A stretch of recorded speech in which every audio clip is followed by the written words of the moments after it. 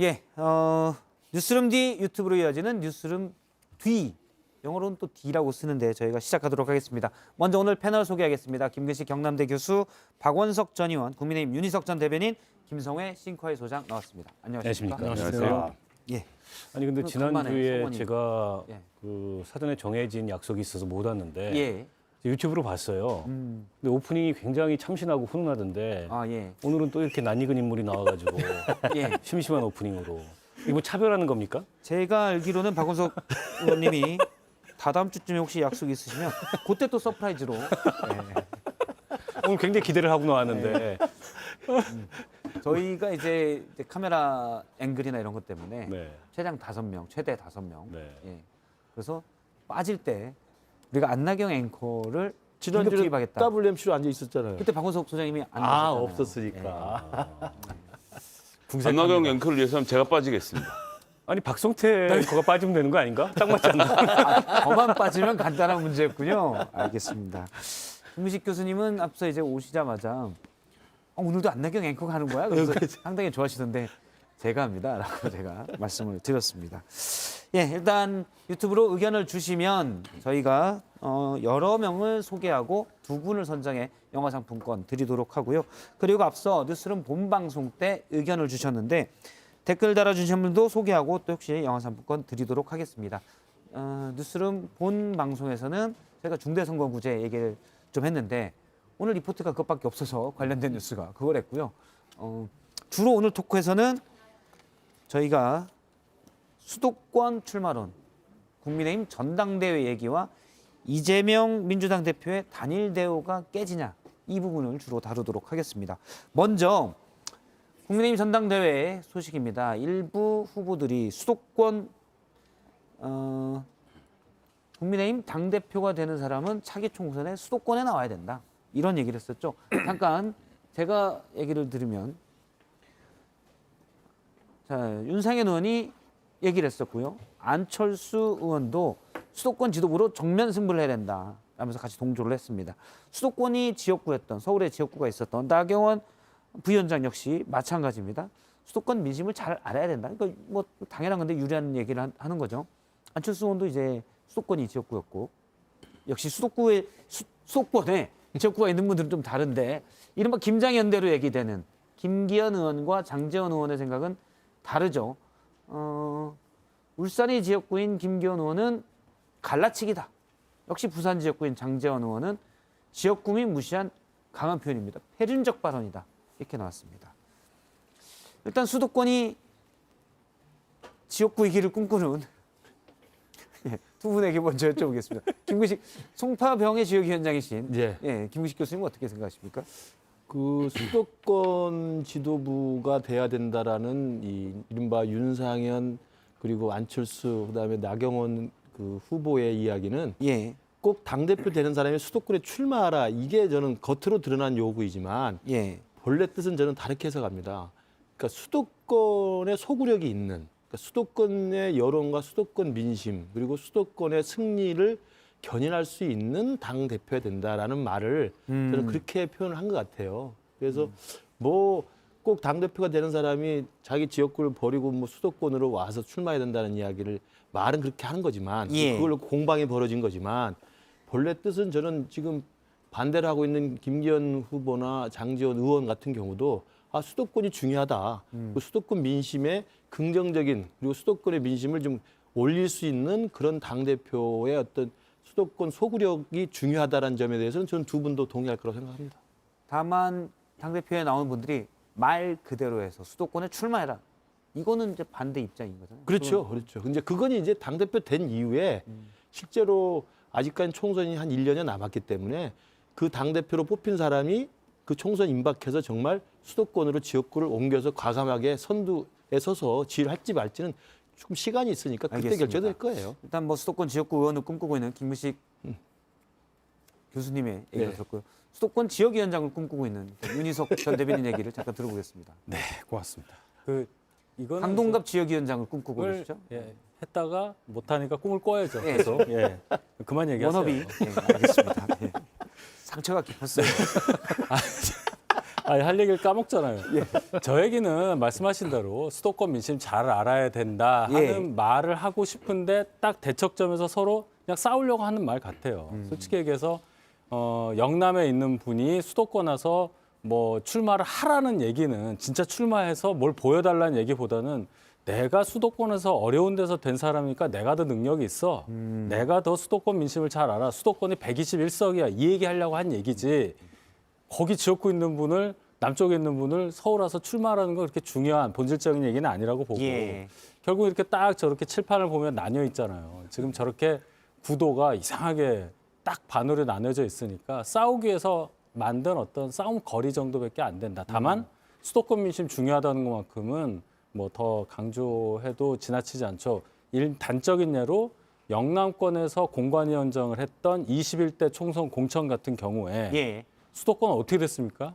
영남권 선거랑 다른데도 불구하고 그걸 모르시기 때문에 민심을. 수도권 공천을 굉장히 쉽게 하려다가 121석 중에 무소속 윤상현 의원 포함해서 17석밖에 우리가 못했거든요. 수도권 중에서. 예. 아 이번 그럼 정진석 비대위원장도 충남이기 때문에 수도권 민심을 모른 채 지역위원장들을 배치했을 가능성이 공천이 아니니까요. 그 부분은 전혀 다른 얘기예요. 네. 당협위원장과 공천이 전혀 이렇게- 다르다는 게 예. 윤석 그 대변인의 정말 저는 당국의 의연하게 민심을 대변하지 않은 지역위원장 선정에 대해서 비판을 같이 얻으려고 그랬는데 얘기 못 저는 알아듣으신 거예요. 의연하게 나가려고. 그런 뜻이니까. 의연하게. 네. 고맙습니다. 그러니까 지금 보면 이른바 이제 윤심이 어디에 있느냐. 이게 이제 당권 주자들이나 혹은 국민의힘 전당대회를 바라보는 그 외부의 관측 포인트 아니겠습니까? 예. 근데 윤심으로부터 조금 멀리 있는 후보들이 어쨌든 이슈를 만들어야 될 거 아니에요. 윤심은 자기들한테 있는 것 같지는 않고 뭔가 이게 당원들의 마음을 살려면 그 이슈 만들기 차원에서 제기를 한 문제라고 보고요.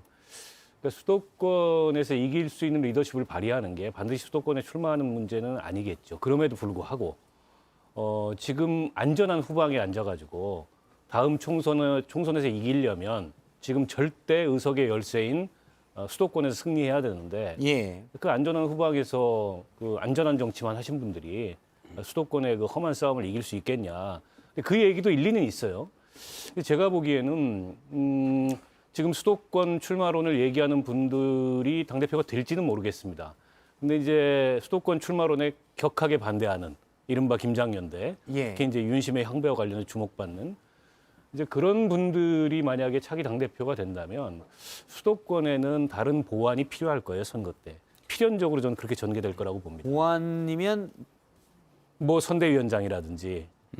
그래서 사실상 수도권 선거를 지휘할 수 있는 추가적인 자원을 투입하게 될 거다. 저런 안전한 후방에서만 정치하시는 분들이 당대표가 된다면 그렇게 전망합니다. 저는 한번 쭉 특히나 이제 여러 가지 조건 중에서 후보들의 재산적 준비 정도에 대해서 한번 검토를 해봤습니다. 검토를 다 예. 하셨습니까? 윤상현 의원 같은 경우는 뭐 수도권 지역구에 계시고 수도권에 살고 있으니까 큰 문제였고요. 안철수 의원도 수도권 지역구, 수도권에 살고 계시죠. 김기현 의원 같은 경우는 옥수동에 지금 아파트가 한 채 있으시고요. 그리고 장제원 의원은 마포구에 또 빌라가 하나 또 있습니다. 예, 그리고 나경원 의원 같은 경우는 선택지가 넓은데요. 신당, 용산, 동작에 걸쳐서 다량의 부동산을 갖고 계시기 때문에 수도권의 출마가 모두 다 굉장히 간단하다. 내가 여기 집이 있습니다. 제가 여기 살 수 있습니다라는 조건을 밀고 나갔을 경우에는 이분들 다 당지도부 수도권 출마하실 수 있는 가능성이 다 열려 있다. 이런 좀 치밀한 준비를 이미 하고 계시고 오늘 거론하진 말씀은 않았습니다만 이제 김기현 의원과 장제원 의원이 수도권에 다 부동산이 있기 때문에 그럼요. 수도권 민심을 충분히 알 수 있는 자격이 돼 있다. 세입자하고 통화도 하고 이렇게 충분히 가능하지 않겠습니까? 일단 부동산 중개사무소랑 그렇습니다. 계속 통화를 권성동 의원도 있습니다. 권성동 의원도 개포동에. 예, 그래서 지금 출마를 준비하고 계시는 모든 분들은 2022년 재산 공개를 기준으로 해서는 서울의 부동산을 갖고 계시다는 점을 그런데 이제 집은 말이 없잖아요.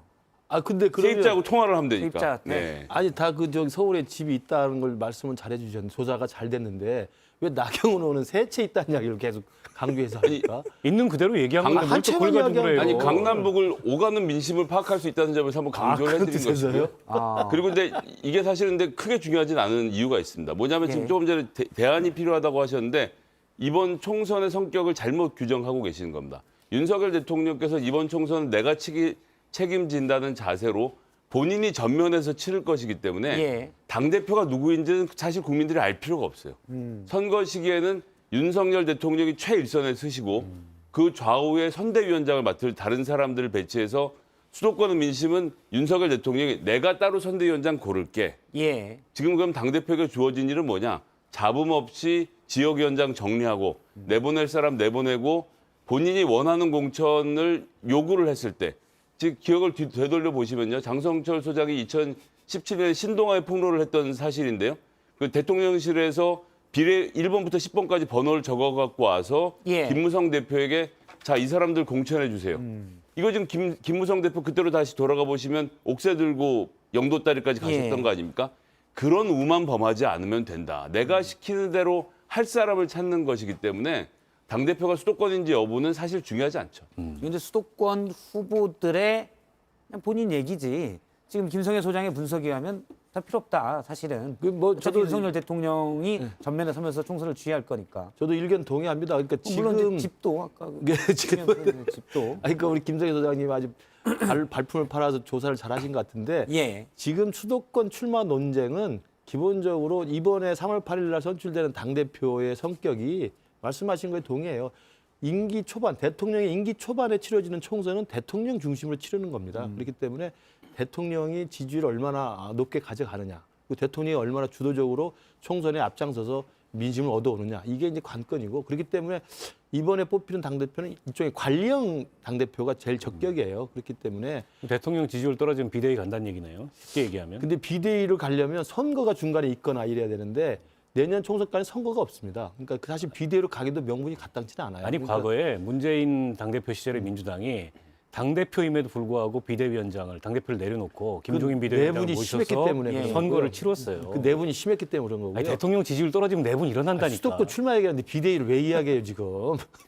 네, 수도권 아무튼 뭐 이렇게 가다가 국민의힘이 총선에 만일 크게 지면 그렇다는 말씀이시죠? 그러니까 총선에 아니죠. 지면 질 그런 것 거고. 질것 같아요. 그러니까 그때도 아까 김성희 소장이 말한 것처럼 관리형 대표고 총선에 임박해서 지지율이 높으면 상관없는데 지지율이 낮으면 선대위원장이라는 카드가 유효하게 있는 거예요. 또 공관위원장이라는 카드가 있는 것이고. 왜냐하면 당대표가 그다지 리더십을 주도적으로 확보할 만한 당대표가 아닌 걸로 지금 용산에서 보고 있기 때문에 그런 관점에서 보면 실제로 선거 임박해서는 필요한 국민의 전환이 필요하다고 하면 선대위원장 카드나 공관위원장 카드로 대통령이 직접 나서서 그러니까 이번에 뽑는 판을 바꿀 수 있다는 당대표는 거죠. 어쨌든 대통령실이 보기에 관리형 당대표다. 그렇죠. 국민의힘 내부에서 네, 이렇게 네. 보는 거군요. 그렇죠. 그런 면에서 보면 그래서 이 지금 싸움이 이쪽에 이제 이 수도권에 지금 지역구를 두신 분들은 제가 아까 말씀드린 대로 이른바 김장연대가 대부분 친윤계 이제 주도권을 갖고 있는 데잖아요. 그러면 친윤계 의원들이나 김장연대에 동의하는 분들이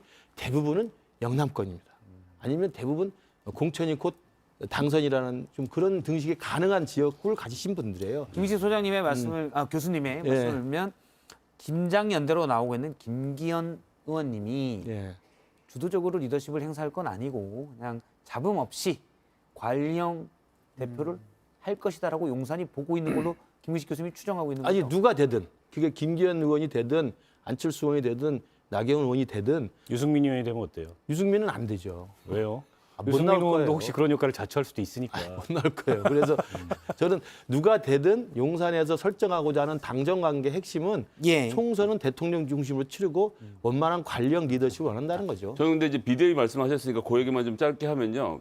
이 국민의힘은 현재 영남과 아까 TK와 PK라는 양발로 지금 서 있는 형국입니다. 지난번 20대 총선을 기준으로 해서 영남 지역 당선자가 전체 당선자 지역구 당선자의 66.7%를 차지하고 있거든요.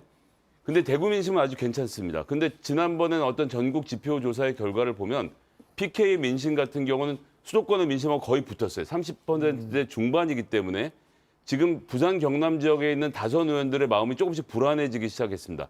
이 여파가 조금 더 크게 닥쳐서 개혁을 하지 않아서 내가 당선이 안 되는 상황이 되면 PK 지역에 있는 다선 의원들을 중심으로 해서 당의 혁신을 당 지도부에 요구하면서 비대위로 갈 가능성 전 배제할 수 없다고 봅니다. 비대 이야기는 좀 너무 빠른 이야기니까요. 우리 당이 그렇게 허약하지는 않습니다. 예. 제가 한마디만 하면요. 비대위 얘기는 저희보다는 민주당 쪽에 더 가능성이 많은 얘기가 아닐까. 스토리가 좀 다르죠. 네, 뭐 여기도 가능성이 다르지만, 상당히 있는데 네, 스토리는 달라도 시청률은 훨씬 더 많이 나올 거예요. 그쪽이. 좀 자연스럽게 앵커를 그쪽으로 지금 다음 주제가 그거긴 한데 유도하는 윤희석 잘하죠, 제가? 네, 윤희석 대변인님의 스킬이 나왔었는데 말을 길게 그래도 안 우리가 합니다. 제가 준비한- 보기에는 윤희석 대변인 본인을 위해서는 비대위가 들어오는 게 좋은데 정책 판단이 아직 정확하지 않은 것 같아요. 그건 아닌데 뭐 일단 뭐 윤석 대변인이 본인의 의견과 주장과 상관없이 판을 새로 짜야 되는데. 정세가 굴러갈 걸로 예측을 할 수도 있기 때문에 근데 이제 그렇게 다리를 놔주셨지만 제가 그렇게 저희가 준비한 이 싱크라고 하죠. 당권 주자들이 당심에 호소하는 장면은 듣고 가겠습니다. 우리 조상이 540년 전에 안동에서 강릉으로 이주했습니다. 이번하면 원조 TK 자부해도 될 것 같습니다. 제가 모태 TK더라고요. 저희 어머님이 저를 가지셨을 때 대구에 의사가 정말로 부족하니까 한 사람이라도 와달라는 문자였습니다. 540년 전 안동에서 강릉으로 이거 어떻게 보십니까? 굉장히 거슬러 올라가네요. 네.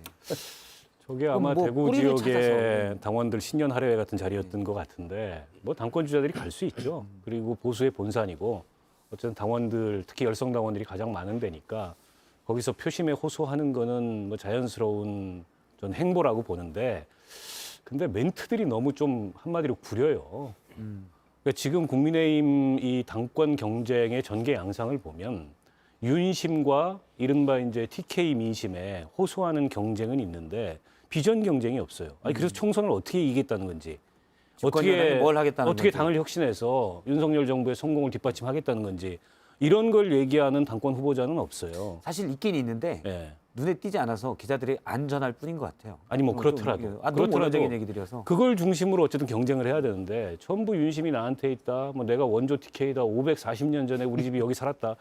그러니까는 우리 홍준표 시장께서 맹구냐 이렇게 한마디 일갈하셨잖아요. 어제 저희 신혜원 기자가 뉴스룸에서 분석을 했는데 540년 전이면 이제 경국대전이 완성되기 직전 네, 그때였습니다. 성종 때 조선 성종. 그것도 안동건 씨보단 사실 이제 안동 김 씨가 진짜 안동의 주인이라고 할 수 있지 않겠습니까? 제가 안동 김 안동 씨이기 김 씨. 때문에 저는 이제 TK에다도 한 발을 일단 디뎌놓고 얘기를 좀 해보면요. 박원석 의원님 말씀이 반만 맞다고 생각을 하는데 지금 당권을 놓고 비전 싸움을 한다? 왜요? 그래서 안 됩니다. 지금 그 국민의힘 전당대회 성격을 완전히 잘못 규정하고 계신다고 좀 보는데요. 현재는 윤석열 대통령이 당을 잘 운영할 수 있도록 마음을 비운 분을 당대표를 뽑는 거지. 나는 이런 비전을 가지겠다. 아니 그 비전을 가지지 말라고요. 그 비전을 가졌던 이준석 대표가 어떻게 되는지 우리가 다 지켜보지 않았습니까? 그가 가져올 수 있는 표가 있음에도 불구하고 그럼에도 불구하고 이 당은 내가 지휘할 거야. 즉 윤석열 대통령의 이야기를 습자지처럼 빨아들여서 그대로 이게 베껴서 그림을 옮길 수 있는 사람을 찾기 때문에 가급적 무색무취하게 저는 윤석열 대통령을 존경하고 대구 경북에 인연이 있습니다. 나머지는 대통령께서 콘텐츠를 채워주실 겁니다가 대통령의 가장 흡족한 멘트라고 저는 생각해요. 아니 그러니까 한편에서는 노예냐 이런 얘기가 나오는 거 아니겠습니까? 아니 당대표 아니, 자발적인 후보들이- 복종을 할 수도 있는 거죠. 당대표 후보들이 우리 둘이 빠지고 두 노예냐. 분 해도 되겠네. 우리 가만히 있으면 돼요. 지금은 지금 공격할 때가 아니야. 그러니까.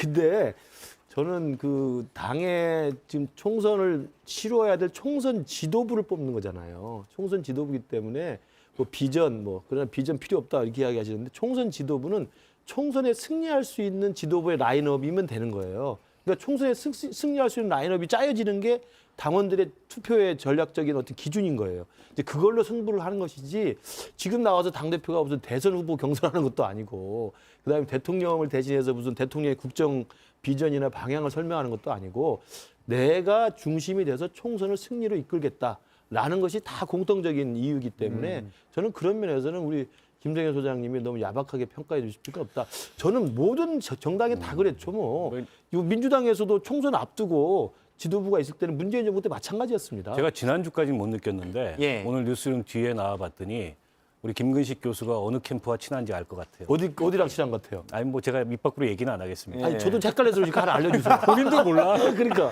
딱 행간에 보이는데 저도 정해야 되니까 참고하게 좀 말해주세요. 소신껏 정하세요. 네, 제가 짧게 말씀드리면 우리가 여당이어서 그래요. 야당이라면 야당 지도부가 중심이 돼서 총선을 끌고 가야 되니까 뭔가 비전도 얘기하고 하겠죠. 근데 어차피 또 대통령 임기 초반에 치러지는 총선에 관련해서는 결론적으로는 지금 당대표 뽑는 과정에서는 당권 주자들은 대통령과의 호흡 그 부분에 치중해서 당원들한테 소구를 하는 게 저는 선거 전략상 맞다고 봐요. 아니 저도 시사 이제- 저널도 이미 예. 보도를 했지만 다음 총선은 어차피 내가 치르는 것 아니냐라는 취지의 발언을 했다는 보도가 나왔는데 평소에 대통령실 같으면 언론중재위원회 거치지 않고 바로 고소고발 들어갔을 텐데 이 건에 대해서 침묵하고 있지 않습니까? 그럼 기사를 잘 썼다는 이야기이거든요. 그래서 제가 뭐 행정부가 입법부를 넘나드는 것을 비아냥대는 게 아니라 대통령의 실제 인식이 이렇고 이런 상태를 당원들이 이해하고 있는데 당대표로 나온 사람들이 이 뜻을 거슬러서 본인의 선거운동하기 어려울 거라는 겁니다. 그러니까 어차피 선거를 내가 치른다는 말이 무슨 용산이니 무슨 당 지도부를 완전히 제압해서 한다는 그런 뜻이 아니고요. 아까 말씀 계속 했던 것처럼 어차피 총선은 대통령의 지지율을 치른다 그런 의미예요. 그 액면 그대로 그런 의미이기 때문에 대통령실에서도 그 기사에 대해서 왈가왈부할 필요가 없는 거지. 맞는 말이잖아요, 원론적으로. 예. 근데 대통령 지지율로 치르는 총선이 임기초만 총선. 아니 근데 근래에 국민의힘 계열 정당들의 총선 스코어를 보면 대통령이나 대통령실이 총선에 깊이 개입했을 때, 이를테면 공천까지 좌지우지했을 때 좋은 결과를 맞은 적이 없어요. 그러니까 2008년에 이명박 대통령이 당선된 직후에 총선이 있었어요. 근데 그때는 사실은 국민의힘 당시 한나라당이었죠. 한나라당이 잘해서라기보다도 그냥 민주당이 망한 거예요. 그래서 그때 총선에서 뭐 거의 180석 가까운 의석을 얻었던 거고, 그 뒤로는 더군다나 지금 뭐 대선 직후에 치른 총선이 아니고 내년 4월이면은 임기 이제 중반을 찍는 시점이고, 그때 가서 대통령 지지율이 요즘 약간 오름세를 보이고 있지만 어떻게 될지는 모르는 거예요.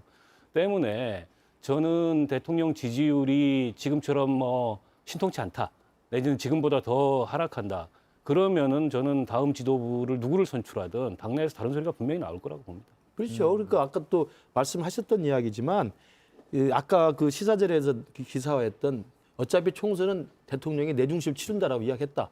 그 말을 곡해할 필요는 없다. 대통령의 지지율로 치른다는 일반론적인 총선의 전략을 설명을 한 거고요. 두 번째로는 지금 박원석 의원이 지금 우려하신 예컨대 뭐 진박 간별사라든지 그다음에 뭐 여기서 뭐 친박 진박 뭐 변박 이렇게 하면서 누가 더 친박인가를 경쟁하듯이 하면서 청와대에서 박근혜 대통령이 내려보낸 리스트 갖고 싸우는 형국이 되면 망한 걸 우리가 다 봤잖아요. 그렇기 때문에 이번에 새로 뽑힌 당대표가 총선을 원만히 치른 그 관리형 리더십이라 하더라도 대통령의 지지율이 중요하다는 건 다 알고, 그리고 대통령실이나 대통령께서도 바로 그런 과거의 실패의 교훈을 알기 때문에 과거 같은 그런 지나친 어떤 그 대통령실의 지나친 개입, 이건 저는 안 할 거라고 믿습니다. 그렇기 때문에 저는 지금 당 지도부가 들어서면 그 당대표는 대통령과 저는 하나 제가 신조어를 만들어 드리고 싶은데, 지금 친윤 뭐 비윤 반윤 그러잖아요. 예. 우리는 이제 범친윤이지만 우리 이야기를 해야 돼. 네. 근데 아, 제가 범친윤으로 김규식 아니, 교수님과 저는 범자 유리석 떼주세요. 아 그렇지 본래 저는 친윤이고 범이 아니에요. 원래 네. 친윤이죠. 후보 시절에 네. 윤석열 후보의 수행 대변인, 했잖아요. 수행 대변인 하시니까. 예. 그런데 제가 새로 만들고 싶은 것은 이번에 당지도가 전 신윤이라고 하고 싶어요. 신윤. 신윤. 예.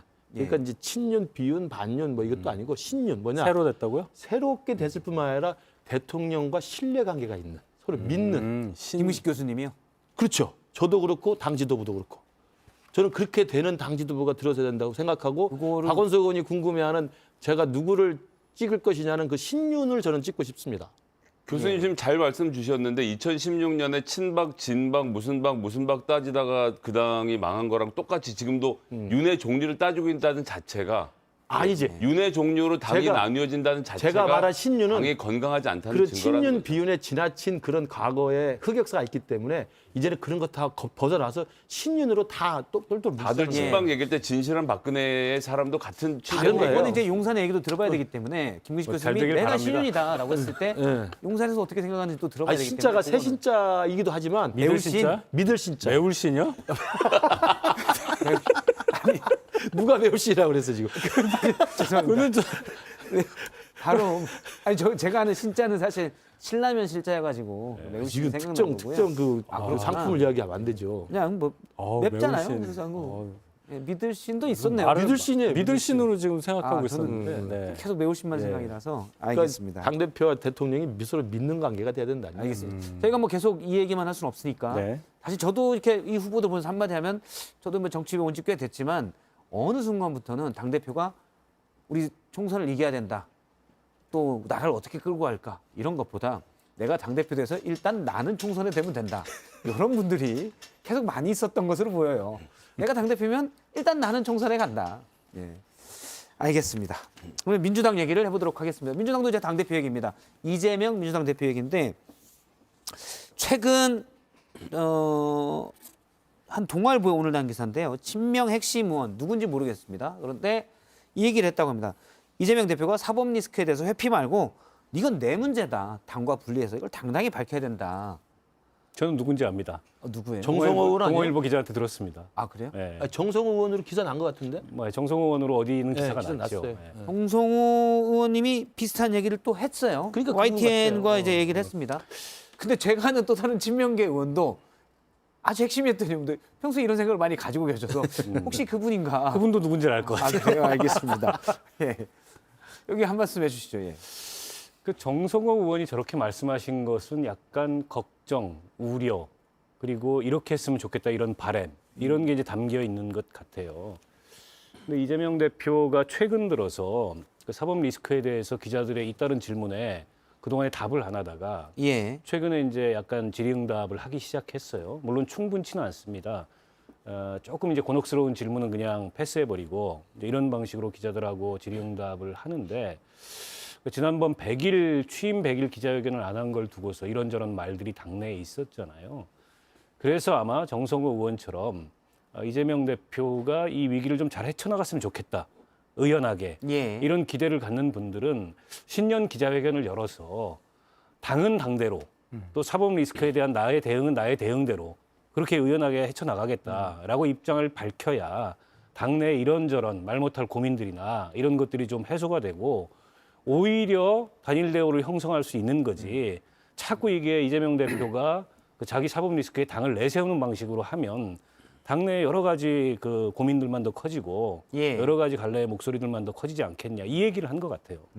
저는 맞다고 봅니다. 맞다고 본다. 우리 이제 김성애 소장님도 이제 내년 지역도 좀 고민해봐야 되고 그래서 공천 문제도 생각해야 된다니까 어떻게 생각하세요? 아 이거 내가 진행을 하세요 갑자기. 아니 김성애 소장님 의견을 듣고 싶어요. 자 일단 이 문제는 성남 FC 건에 대해서 정성호 의원이 이야기한 것으로 보여지고요. 성남 FC 건은 애초 시작이 뭐였습니까? 두산이 광고비 형태로 돈을 주면 그걸 리베이트로 현금으로 챙겨서 이재명 측근들이 해먹었을 것이다. 이것이 최초의 수사의 기조였습니다. 그런데 현금의 흐름 찾지 못했죠. 중간중간에 무슨 이 성남 FC에서 현금으로 인출된 기록이 있다는 보도는 있었습니다만 아무것도 밝혀지지 않았고 넘어갔습니다. 그 다음엔 이게 어디로 갔냐? 측근들의 수수료 타령으로 넘어갔고 이것도 적법한 절차에 의해서 집행된 수수료고 다른 기업도 다 그렇게 했다는 게 확인되고 나서 또 지나갔습니다. 그러고 나서 이제 와서는 성남 시민들이 성남 FC가 잘 뛰는 모습을 보고 기뻐했으니까 그것의 혜택을 이재명 시장이 봤으니까 문제다라는 톤으로 지금 돌아가고 있는 상태인 거 아닙니까? 그렇다고 한다면 이재명 대표가 당당하게 맞서는 것이 맞다라고 정성호 의원 뭐 원론적인 이야기를 한 것이고 지금 예. 이재명 대표가 어떤 마음인지는 모르겠지만 저 같으면 이 민심의 바다에 그냥 뛰어들겠습니다. 뛰어들어서 어차피 정치라는 건요.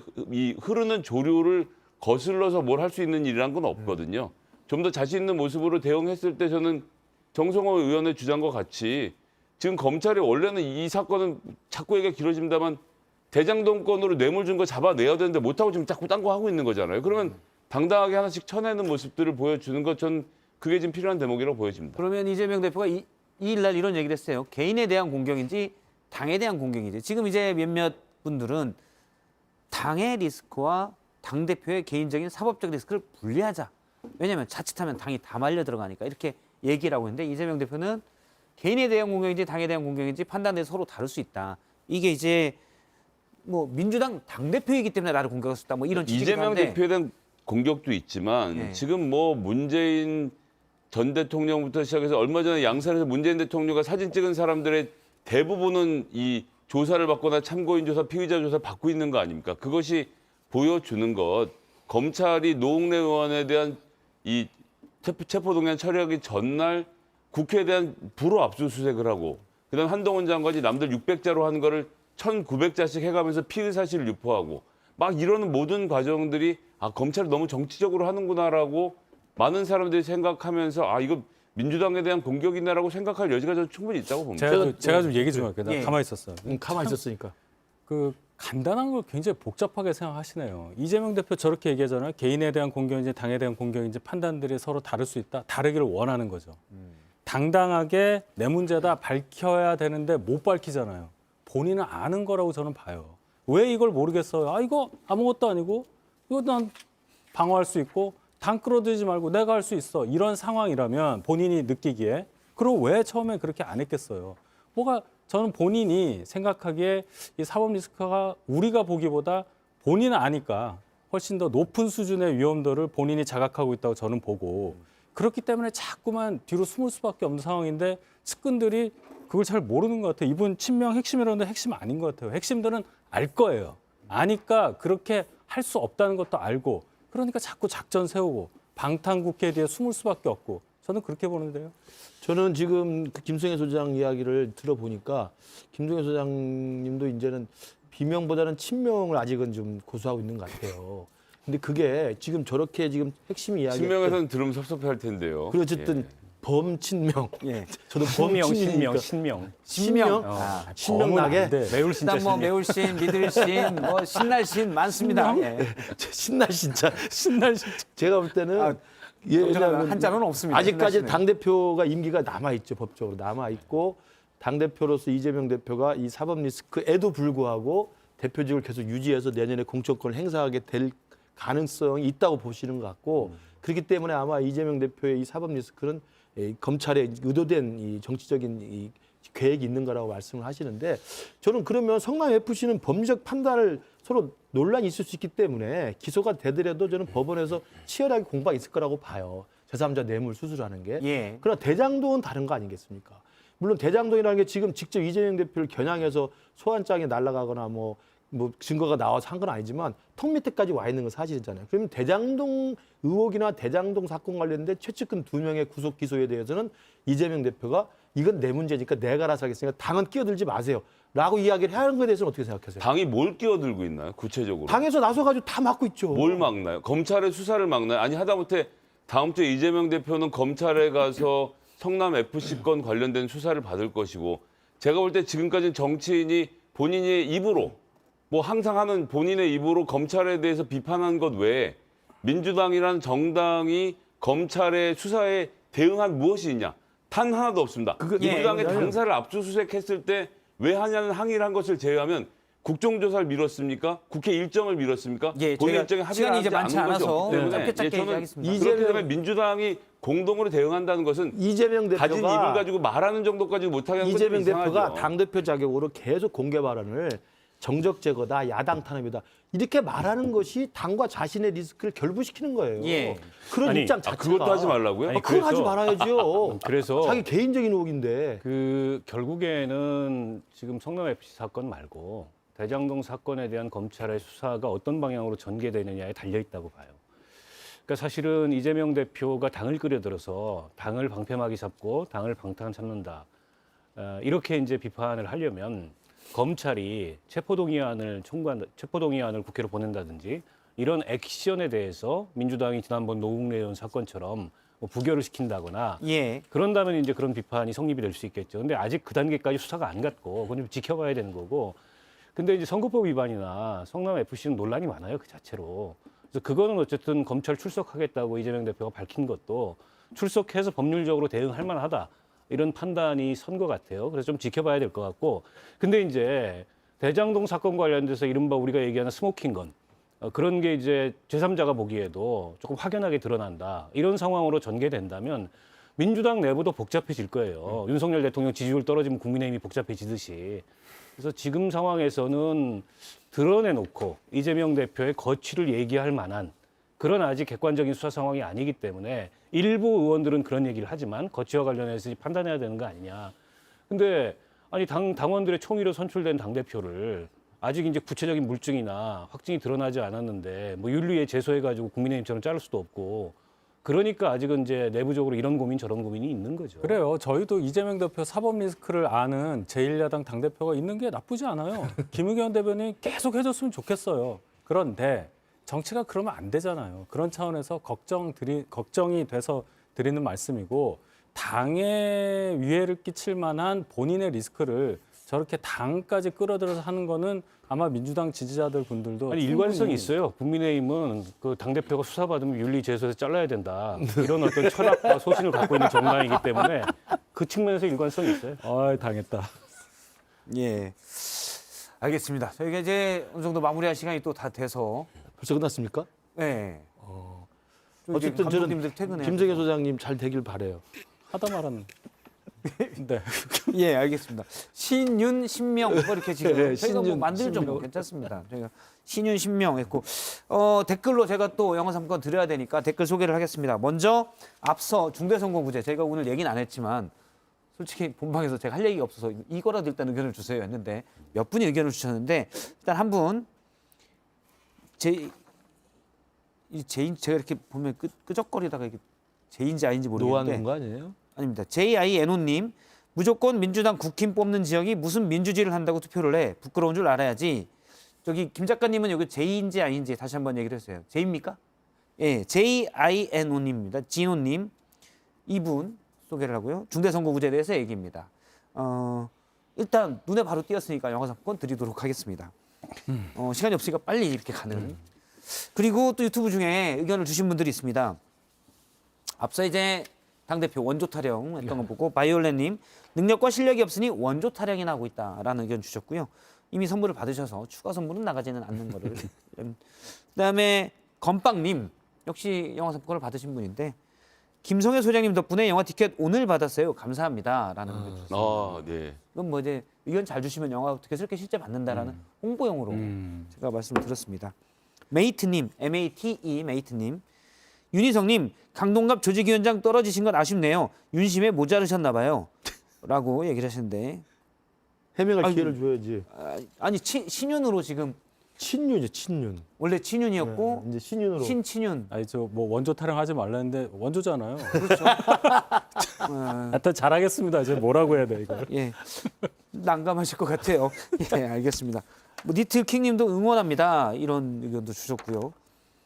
그 다음에 더 글래스 1228님. 김문식 교수님 오늘 치킨 못 드셔서 그런가 입술이 건조해서 아파 보여요. 라는 의견 주셨어요. 치킨 저희가 오늘 뭐 다른 거 다 바빠서 못 시켰어요. 아니 죄송합니다. 오늘은 저기 제로 콜라도 밥 먹고 좀- 나왔어요. 아, 그럼 죄송합니다. 네. 예. 그다음에 앞서 저기 쭌쭌이님 의견 주셨는데 이 의견 좋더라고요. 쭌쭌님은 저희 많이 오시는 분이어서 선물은 따로 못 드리는데 네. 누군지는 모르겠어요. 저희 거의 매일 계시는 분인데 혹시 쭈쭈이님 제 연락처를 아시면 연락을 주시면 제가 따로 정체에 대해서 좀 공부를 해보도록 하겠습니다. 아, 일단 수요일에 그 녀석들 반갑네 라는 의견 주셨습니다. 매주 수요일에는 이렇게 어른도 계신데 이 녀석들이 나온다는 거. 예. 그리고 예 이지희님 있으네요. 수요일 뉴스룸 뒤는 꼭 시청합니다.